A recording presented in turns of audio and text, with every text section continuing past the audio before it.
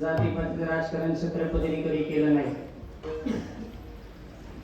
स्वराज्याची निर्मिती करताना राजाने कधी विचार केला जाती आणि पातीचा. मावळ्याच्या तलवारी पडून नकराच नकोता 7.5चा. लढायला जाताना मावळ्याने कधी विचार केला दिवस आणि रात्रीचा. अभिमान होता या मावळ्यांना या महाराष्ट्राच्या मातीचा.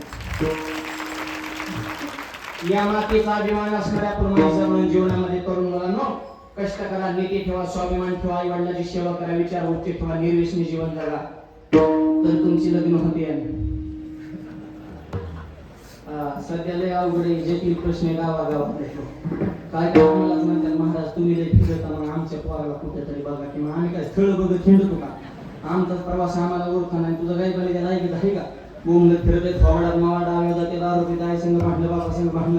गावात कोणचा मेट्रा झालं तरी ह्याच नाव पुढे तर कोण पुरीच वाट करायला मोकळे. क्वालिटीला किंमत आहे.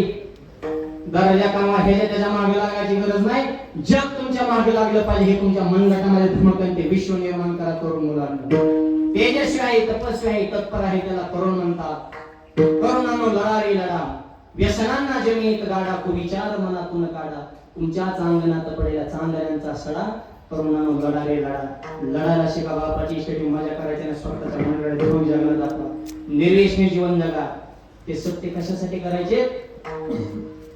आपल्यात काहीतरी परिवर्तन घडव.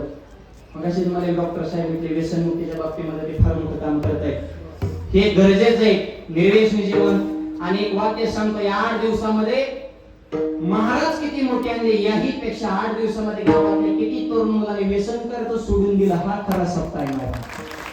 ते परिवर्तन तरुण मुलांनी आपल्या जीवनामध्ये आचरणामध्ये आणा, ही काळाची गरज आहे.